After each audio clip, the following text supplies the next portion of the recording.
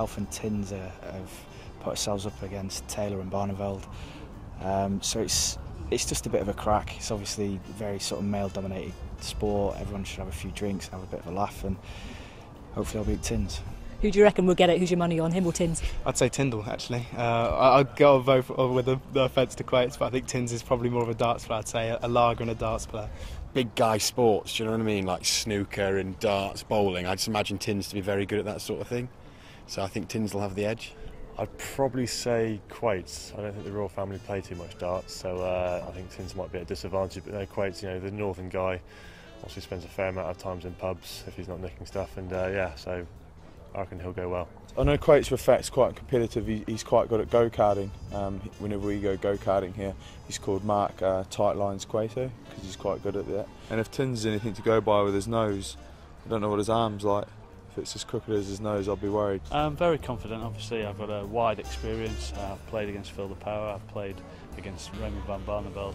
Played with Mark Webster. Played against Wayne Mardell. They've all been scalped by me, so Cueto doesn't stand a chance. It's plain and simple. Are you building yourself up for a fall here? Probably.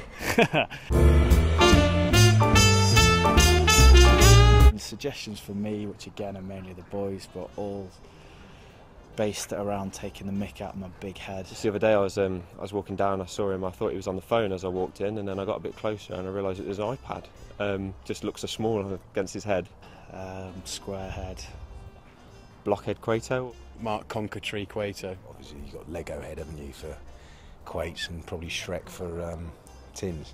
I've had tungsten tickling Tindall, TNT Tindall, but I'm probably going to stick with the Terminator because I'm going to show him no mercy.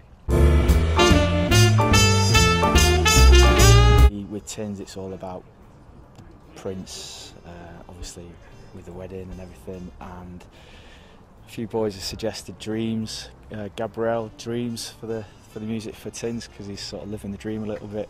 We've got to save the Queen for Tins. It's cheap, but it goes well. And for Cueto, something like Noddy theme tune, that'll go well.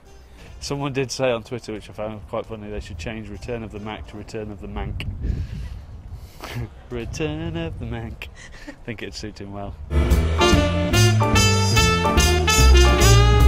We need to sort it out because we're having shirts made and everything with the names on the back and all this sort of stuff. So I think we're going to decide this week, and I think whoever gets the winning name and theme are getting sort of free tickets to the night.